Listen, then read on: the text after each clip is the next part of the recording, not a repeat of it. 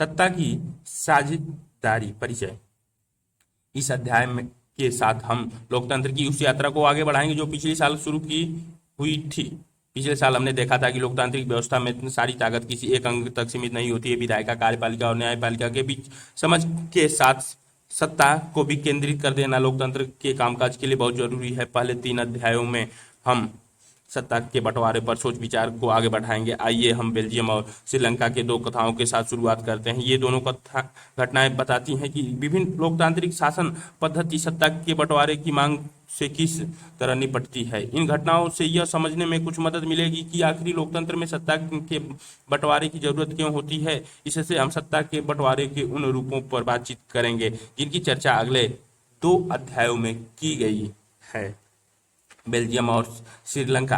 Belgium Europe का एक छोटा सा देश है। क्षेत्रफल हमारे हरियाणा राज्य से छोटी है। इसकी सीमाएं फ्रांस, नीदरलैंड, जर्मनी और लग्जमबर्ग से लगती है। इसकी आबादी 1 करोड़ से थोड़ी अधिक है, यानी हरियाणा की आबादी से करीब आधी। इस छोटे देश की समाज की जाति बुनावट बहुत जटिल है। देश की कुल आबादी का 59 हिस्सा फ्लेमिश इलाके में रहता है और डच बोलता है। शेष 40% लोग वेलोनिया क्षेत्र में रहते हैं और फ्रेंच बोलते हैं। शेष 1% लोग जर्मनी बोलते हैं। राजधानी ब्रुसेल के 80% लोग फ्रेंच बोलते हैं और 20% लोग डच भाषा बोलते हैं। अल्पसंख्यक फ्रेंच भाषा लोग तुलनात्मक रूप से ज्यादा समृद्ध और ताकतवर रहे हैं। बहुत बाद में जाकर आर्थिक विकास और शिक्षा का लाभ पाने वाले डच भाषी लोगों को इस स्थिति से नाराजगी थी। इसके चलते 1950 से 1960 के इस दशक में फ्रेंच और डच बोलने वाले समूहों के बीच तनाव बढ़ने लगा। दोनों समुदायों के टकराव का सबसे तीखा रूप ब्रुसेल में दिखा। यह एक विशेष तरह की समस्या थी। डच बोलने वाले लोग संख्या के हिसाब से अपेक्षाकृत ज्यादा थे, लेकिन धन और समृद्धि के मामले में कमजोर और अल्पतम में थे। आइए इसी स्थिति की तुलना एक और देश से करें। श्रीलंका एक द्वीपीय देश है जो तमिलनाडु के दक्षिण तट से कुछ किलोमीटर की दूरी पर स्थित है। इसकी आबादी करीब 2 करोड़ है, यानी हरियाणा के बराबर। दक्षिण एशिया के अन्य देशों की तरह श्रीलंका की आबादी में भी कई जातीय समूहों के लोग हैं। सबसे प्रमुख सामाजिक समूह सिंहलों का है, जिनकी आबादी का कुल जनसंख्या का 74% है। फिर तमिलों का नंबर आता है, जिनकी आबादी कुल जनसंख्या का 18% है। तमिलों में भी 2 समूह हैं श्रीलंकाई मूल के। बेल्जियम के समुदाय और क्षेत्र ये चित्र में दिखाए गए हैं। जो केसरिया वाले हैं विकिपीडिया में बेशक केसरिया रंग वाले ब्रुसेल की राजधानी क्षेत्र हैं, बीच में है। लाल वाले वेलोना फ्रेंच भाषी बोल रहे हैं, पीले वाले फ्लेमिश जो डच भाषी बोल रहे हैं, और लाल वाले मेरे घारी वाले जो जर्मनी भाषी बोल रहे हैं। बेल्जियम और श्रीलंका के मानचित्र को देखें तथा इनके किसी इलाके में विभिन्न समुदायों की सघन आबादी नजर आ रही है। अधिक जानकारी के लिए आप लॉग इन कर सकते हैं http://www.belgium पे जाके आप सर्च कर सकते हैं। मेरे दिमाग में सीधा सा समीकरण यह है कि सत्ता का बंटवारा बराबर सत्ता के टुकड़ों करना, देश को कमजोर करना। हम इस बात से शुरुआत क्यों कर रहे हैं? बात बोले भेद खोले एथनिक या जातीय ऐसा सामाजिक विभाजन जिसमें हर समूह अपनी अपनी संस्कृति को अलग अलग मानता है, यानी यह साझी संस्कृति पर आधारित सामाजिक विभाजन है। किसी भी जातीय समूह के सभी सदस्य मानते हैं कि उनकी उत्पत्ति समान पूर्वजों से हुई है। इसी कारण उनकी शारीरिक बनावट और संस्कृति एक जैसी है। जरूरी नहीं है कि ऐसे समूह के सदस्य किसी एक धर्म के मानने वाले हों या उनकी राष्ट्रीयता एक हो।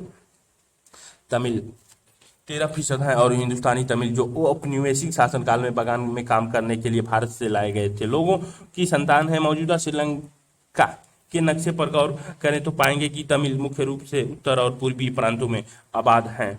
अधिकतर सिंहली भाषी लोग बौद्ध हैं, जबकि तमिल भाषी लोग में कुछ हिंदू और कुछ मुसलमान। श्रीलंका की आबादी के ईसाई लोगों का हिस्सा 7% है और वे सिंहली और तमिल दोनों भाषाएं बोलते हैं।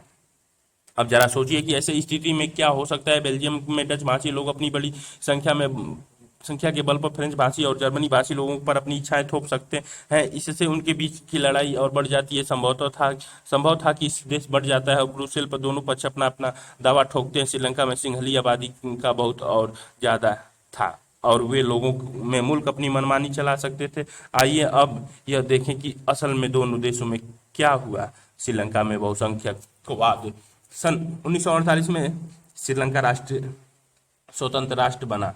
सिंहली समुदाय के नेता ने अपनी बहुसंख्या के बल पर शासन का प्रभुत्व जमाना चाहा। इसी वजह से लोकतंत्र रूप से निर्वाचित सरकार ने सिंहली समुदाय में प्रभुत्व कायम करने के लिए बहुसंख्यक प्रस्ती के तहत कई कदम उठाए। 1956 में एक कानून बनाया गया जिसके तहत तमिलों को दरकिनार करके सिंहली को एकमात्र राजभाषा घोषित कर दिया गया। विश्वविद्यालय और सरकारी नौकरियों में सिंहलियों को प्राथमिकता देने की नीति भी चली। नए संविधान में यह प्रावधान भी किया गया कि सरकार बौद्ध मत को संरक्षण और बढ़ावा देगी। एक एक करके आइए इन सरकारी फैसलों ने श्रीलंकाई तमिलों को नाराजगी और शासन को लेकर उनके बेगानापन बढ़ाया। उन्हें लगा कि बौद्ध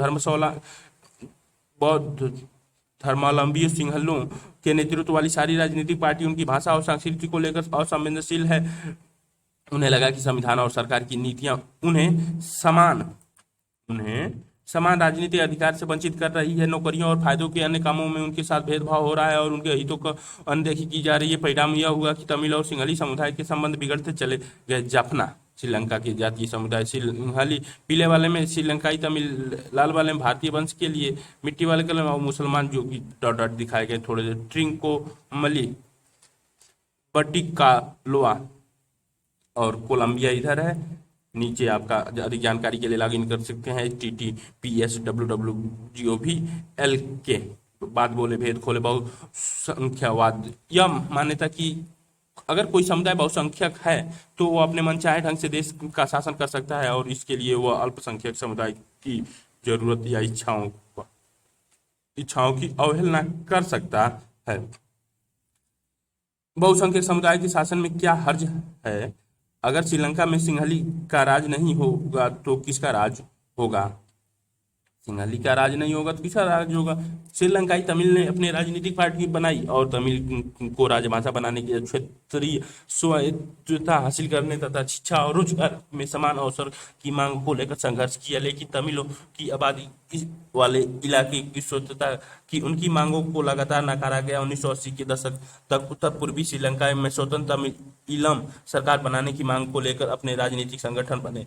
श्रीलंकाई में दो समुदायों के बीच पारस्परिक अविश्वास के बड़े टकराव का रूप ले लिया। यह टकराव गृह युद्ध का परिणाम हुआ। परिणाम स्वरूप दोनों पक्षों में हजारों लोग मारे जा चुके। इनके परिवार अपने मुल्क से भागकर शरणार्थी बन गए। इससे भी कई गुना ज्यादा लोगों को रोजी रोटी चौपट हो गई। आपने पढ़ा है 10वीं कक्षा की अर्थशास्त्र की पाठ्य पुस्तक के पहले अध्याय में कि हमारे क्षेत्र के देश में आर्थिक विकास, शिक्षा और स्वास्थ्य के मामले में श्रीलंका का रिकॉर्ड सबसे अच्छा है, पर वहाँ के गृह युद्ध से मुल्क के सामाजिक, सांस्कृतिक और आर्थिक जीवन में काफी परेशानियां पैदा हुई। 2009 में इस गृह युद्ध का अंत हुआ। बेल्जियम की साझेदारी। बेल्जियम के नेताओं ने श्रीलंका से अलग रास्ता अपनाने का फैसला किया। उन्होंने क्षेत्रीय अंतरों और सांस्कृतिक विविधता को स्वीकार किया। 1970 के और 1993 के बीच उन्होंने अपने संविधान के 4 संशोधन सिर्फ इस बात के लिए किए कि देश में रहने वाले किसी भी आदमी को बेगानापन का एहसास न हो और सभी मिलजुल कर रह सकें।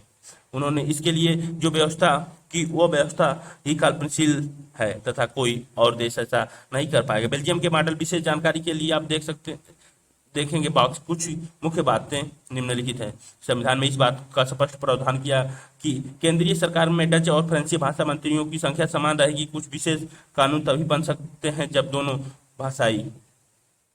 भाषाई ये भला यह भी कोई समाधान हुआ। इससे मुझे इस बात की खुशी है कि हमारे संविधान में ऐसी बातें नहीं कहता कि किसी समुदाय में कितने मंत्री होंगे। बेल्जियम समुदाय। बात बोले भेद खोले। गृह युद्ध किसी मुल्क में सरकार विरोधी समूह के हिंसक लड़ाई ऐसा रूप ले ले कि वह युद्ध सा लगे तो उसे गृह युद्ध कहते हैं। समूह के सांसदों का बहुमत उसके पक्ष में हो। इसी प्रकार किसी एक समुदाय के लोग एक तरफा फैसले नहीं कर सकते। केंद्र सरकार की अनेक शक्तियां देश के 2 इलाकों के क्षेत्रीय सरकारों को सुपुर्द कर दी गई, यानी राज्य सरकार केंद्रीय सरकार के अधीन नहीं है। ब्रुसेल में अलग सरकार है और इससे दोनों समुदाय का समान प्रतिनिधि है। फ्रेंच भाषी लोगों ने ब्रुसेल में समान प्रतिनिधि के इस प्रस्ताव को स्वीकार किया क्योंकि डच भाषी लोगों ने केंद्रीय सरकार में बराबरी का प्रतिनिधित्व स्वीकार किया।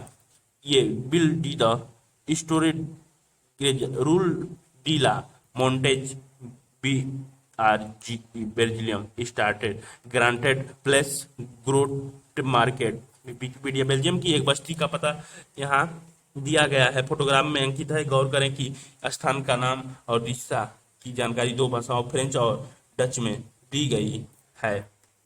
फ्रेंच और डच में दी गई है। केंद्रीय और राज्य सरकारों के अलावा यहाँ एक तीसरे स्तर की सरकार भी काम करती है, यानी सामुदायिक सरकार। इस सरकार का चुनाव एक ही भाषा बोलने वाले लोग करते हैं। डच, फ्रेंच और जर्मनी बोलने वाले समुदाय के लोग, चाहे वे भी जहाँ भी रहते हों, इस समुदाय सरकार को चुनते हैं। इस सरकार को सांस्कृतिक, शिक्षा और भाषा जैसे मामलों पर फैसले लेने का अधिकार है। आपको बेल्जियम का मॉडल कुछ जटिल लगा सकता है, निश्चित रूप से यह जटिल है। खुद बेल्जियम में रहने वाले के लिए भी यह व्यवस्था बेहद सफल रही है। इसके मुल्क में गृह युद्ध की आशंका पर विराम लग गया है, वरना गृह युद्ध की स्थिति में बेल्जियम भाषा के आधार पर दो टुकड़ों में बंट गया होता। जब अनेक यूरोपीय देशों ने साथ मिलकर यूरोपीय संघ ये चित्र में यूरोपीय संघ बनाने का फैसला किया, तो ब्रुसेल को उसका मुख्यालय चुना गया। ब्रुसेल बेल्जियम में स्थित यूरोपीय संसद। तो आपके कहने का मतलब है कि सत्ता में हिस्सेदारी से हम ज्यादा ताकतवर होते हैं। यह बात तो कुछ अजीब लगती है। खैर जरा सोचिए, अकबर और नामा। कोई एक अखबार पूरे हफ्ते भर पढ़ें और फिर युद्धों और लड़ाइयों की खबरों की कतरने जमा करें। 5-5 छात्रों के दो समूह एक साथ यह काम कर सकते हैं। फिर दोनों समूह अपनी सारी कतरन साथ मिलाएं, कुछ इस तरह से काम कर सकते हैं। सारे झगड़े को उनके स्थान, अपने प्रदेश, देश और देश से बाहर के हिसाब से वर्गीकृत करें। इन टकराव के कारण जानने की कोशिश करें इनमें से कितने विवाद सत्ता के बंटवारे को लेकर हैं।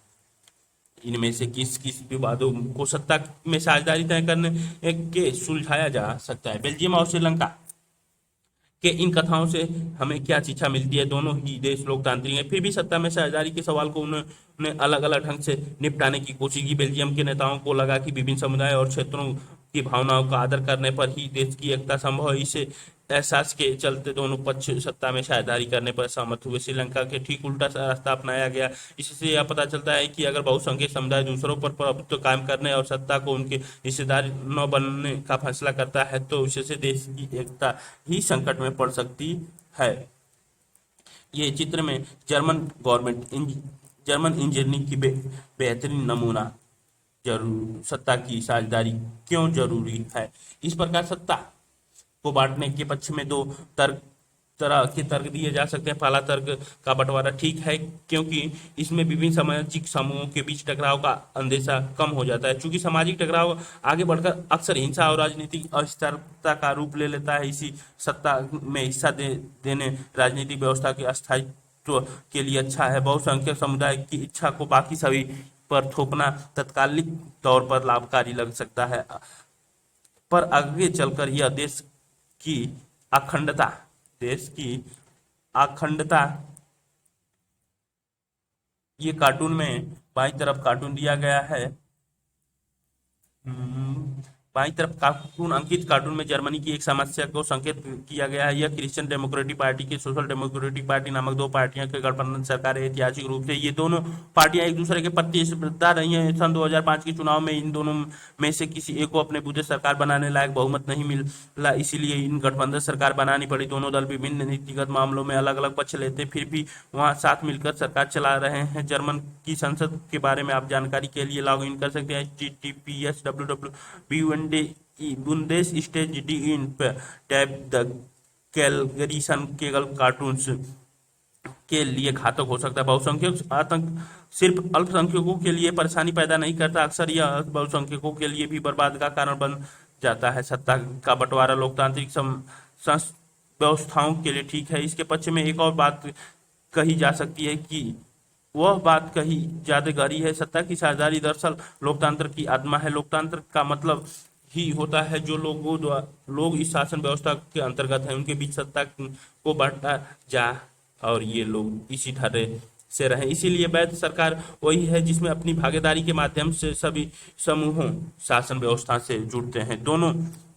इन दोनों तर्कों में से एक को ही युक्तिपरक और दूसरे को नैतिकपरक कह सकते हैं। युक्तिपरक या समझदारी का तर्क लाभकर परिणामों पर जोर देता है, जबकि नैतिक तर्क सत्ता के बंटवारे के आधारभूत महत्व को बताता है। भेद खोले। युक्तिपरक हानि लाभ का सावधानीपूर्वक हिसाब लगाकर लिया गया फैसला पूरी तरह से नैतिक पर आधारित फैसले अक्सर इसके उल्टा होते हैं।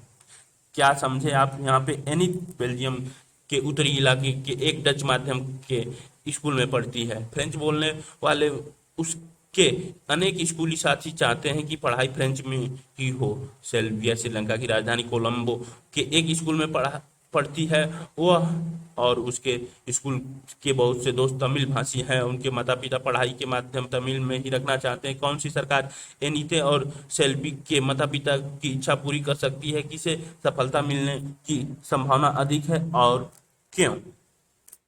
खलील की उलझन जैसा कि होता आया है कि इस बार भी विक्रम रात की खामोशी में अपनी मोटरसाइकिल चलाया जा रहा था और बोतल उसकी पीठ पर बैठा था। हमेशा की तरह इस बार भी यह सोचकर कि वह विक्रम की नींद न आए जाए, बोतल ने कहानी सुनानी शुरू कर दी। कहानी कुछ इस प्रकार थी। पेरू शहर में खलील नामक एक आदमी रहा करता था। उसके माँ बाप अलग अलग समुदाय के थे। उसके पिता ऑर्थोडॉक्स ईसाई थे, जो तो माता सुन्नी मुसलमान। आधुनिक शहर के लिए यह कोई अनूठी बात नहीं थी। लेबनान में अलग अलग समुदाय के लोग रहते थे और राजधानी बेरूत में भी बस जाते थे। वे साथ रहते थे, मेलजोल होता था, पर गृह युद्ध में वे एक दूसरे से लड़ते भी थे। खलील का एक चाचा ऐसे ही लड़ाई में मारा गया था। गृह युद्ध की समाप्ति के बाद लेबनान के सारे नेता साथ मिलकर बैठे और विभिन्न समुदायों के बीच राष्ट्र सत्ता के बंटवारे के कुछ बुनियादी नियमों पर सहमत हुए। इन नियमों के अनुसार तय हुआ कि देश का राष्ट्रपति मैरोनाइट पंथ का कोई कैथोलिक ही होना चाहिए। सिर्फ सुन्नी मुसलमान ही प्रधानमंत्री हो सकता है। उप प्रधानमंत्री का पद ऑर्थोडॉक्स ईसाई और संसद के अध्यक्ष का पद शिया मुसलमानों के लिए तय हुआ। इस समझौते के अनुसार आगे से ईसाई फ्रांस से संरक्षण की मांग नहीं करेगा और मुसलमान भी पड़ोसी सीरिया के साथ एकीकरण की मांग छोड़ने पर सहमत हुए।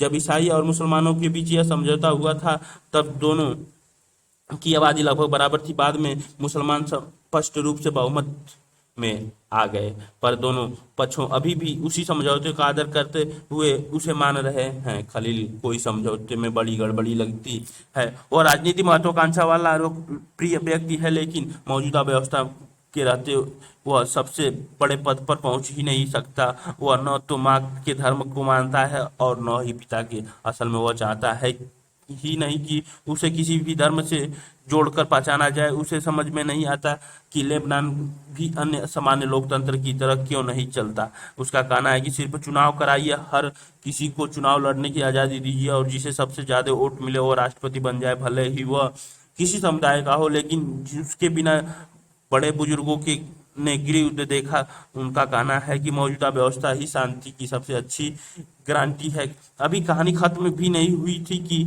टीवी टावर के पास पहुंच गया। वहां वे रुक सकते थे।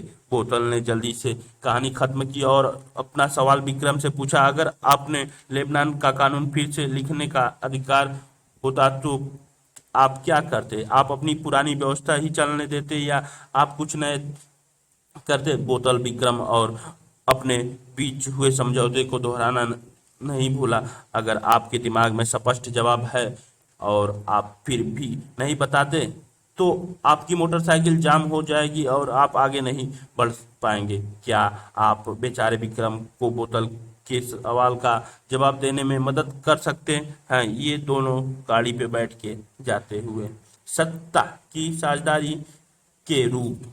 राजनीति सत्ता का बंटवारा नहीं किया जा सकता, इसी धारणा के विरुद्ध सत्ता की साझेदारी का विचार सामने आया था। लंबे समय से यह मान्यता चली आ रही थी कि सरकार की सारी शक्तियां एक व्यक्ति या किसी खास स्थान पर रहने वाले व्यक्ति समूह के हाथ में रहनी चाहिए। अगर फैसले लेने की शक्ति बिखर गई तो तुरंत फैसले लेना और उन्हें लागू करना संभव नहीं होगा। लेकिन लोकतंत्र का एक बुनियादी सिद्धांत है, जनता ही सारी राजनीतिक शक्ति का स्रोत है। इससे लोग स्वयं शासन की संस्थाओं के माध्यम से अपना शासन चलाते हैं। एक अच्छे लोकतंत्र शासन में समाज के विभिन्न समूहों और उनके विचारों को उचित सम्मान दिया जाता है और सार्वजनिक नीतियां तय करने में सबकी बातें सम्मिलित होती हैं। इसीलिए उसी लोकतंत्र शासन को अच्छा माना जाता है जिससे ज्यादा से ज्यादा नागरिकों को राजनीतिक सत्ता में हिस्सेदार बनाया जा सके। सत्ता की बागडोर।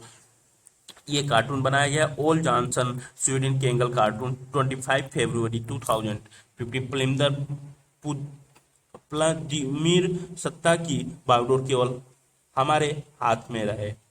ये कार्टून डेमोक्रेसी बनाए। 2005 में रूस में कुछ नए कानून बने। इन कानूनों को बनाकर रूस के राष्ट्रपति को कुछ और शक्तियां सौंपी गई। इसी वक्त अमेरिकी राष्ट्रपति ने रूस का दौरा किया था। ऊपर दिए गए कार्टून के अनुसार लोकतंत्र और सत्ता के केंद्रीकरण में एक संबंध है। यह जिस चीज की तरफ ध्यान खींचा गया है उसकी पुष्टि में क्या आप कुछ और कार्टून जुटा सकते हैं? कार्टून जुटा सकते हैं। लोक आधुनिक लोकतंत्र व्यवस्थाओं में सत्ता की साझेदारी के अनेक रूप हो सकते हैं। आइए हम कुछ प्रचलित उदाहरणों पर गौर करें। शासन के विभिन्न अंग जैसे विधायिका, कार्यपालिका, न्यायपालिका के बीच सत्ता का बंटवारा रहता है। इसे हम सत्ता की क्षैतिज वितरण कहेंगे, क्योंकि इसमें सरकार के विभिन्न अंग एक ही स्तर पर रहकर अपनी अपनी शक्ति का उपयोग करते हैं। ऐसे बंटवारे से यह सुनिश्चित हो जाता है कि कोई भी एक अंग सत्ता का असीमित उपयोग नहीं कर सकता। हर अंग दूसरे पर अंकुश रखता है। इससे विभिन्न संस्थाओं के बीच सत्ता का संतुलन बनता है। लोकतांत्रिक संस्थाओं के बारे में आप 9वीं कक्षा में पढ़ते हुए हमने देखा था कि हमारे देश में कार्यपालिका सत्ता का उपयोग करती जरूर है, पर यह संसद के अधीन कार्य करती है। न्यायपालिका की नियुक्ति कार्यपालिका करती है और पर न्यायपालिका ही कार्यपालिका पर और विधायिका द्वारा बनाए कानूनों पर अंकुश रखती है। इस व्यवस्था को नियंत्रण और संतुलन की व्यवस्था भी कहते हैं। सरकार के बीच भी विभिन्न स्तरों पर सत्ता का बंटवारा हो सकता है, जैसे पूरे देश के लिए एक समान सरकार हो और फिर प्रांतीय या क्षेत्रीय स्तर पर अलग अलग सरकार रहे। पूरे देश के लिए बनने वाले ऐसे सामान्य सरकार को अक्सर संघ या केंद्र सरकार कहते हैं। प्रांतीय या क्षेत्रीय स्तर की सरकारों को हर जगह अलग अलग नामों से पुकारा जाता है। भारत में हम इन्हीं राज्य सरकार कहते हैं। हर देश में बंटवारा ऐसी ही नहीं है। कई देशों में प्रांतीय या क्षेत्रीय सरकार नहीं है, लेकिन हमारी तरह जिन देशों में ऐसी व्यवस्था है वहाँ के संविधान में इस बात का स्पष्ट उल्लेख है कि केंद्र और राज्य सरकारों के बीच सत्ता का बंटवारा किस तरह होगा। बेल्जियम में तो यह काम हुआ है, पर श्रीलंका पे नहीं। राज्य सरकारों से नीचे के स्तर की सरकार के लिए भी ऐसी ही व्यवस्था हो सकती है। नगर पालिका और पंचायतें ऐसी ही इकाई हैं। उच्चतर और निम्नतर स्तर की सरकारों के बीच सत्ता के ऐसे बंटवारे को ऊर्ध्वाधर वितरण कहा जाता है। हम अगले अध्याय में इस पर विस्तार से विचार या चर्चा करेंगे। सत्ता का बंटवारा विभिन्न सामाजिक समूहों मसलन भाषाई और धार्मिक समूहों के बीच भी हो सकता है। बेल्जियम में सामुदायिक सरकारें इस व्यवस्था का एक अच्छा उदाहरण है। कुछ देशों के संविधान और कानूनों में इस बात का प्रावधान है कि सामाजिक रूप से कमजोर समुदाय और महिलाओं को विधायिका और प्रशासक में हिस्सेदारी दी जाए। पिछले साल हमने अपने देश में प्रचलित आरक्षित चुनाव क्षेत्रों वाली ऐसी ही व्यवस्था के बारे में पढ़ा था। इस तरह की व्यवस्था विधायिका और प्रशासक से अलग अलग सामाजिक समूहों को हिस्सेदारी देने के लिए की जाती है, ताकि लोग खुद को शासन से अलग न समझने लगे। अल्पसंख्यक समुदायों को भी इसी तरीके से सत्ता में उचित हिस्सेदारी दी जाती है। सामाजिक विविधता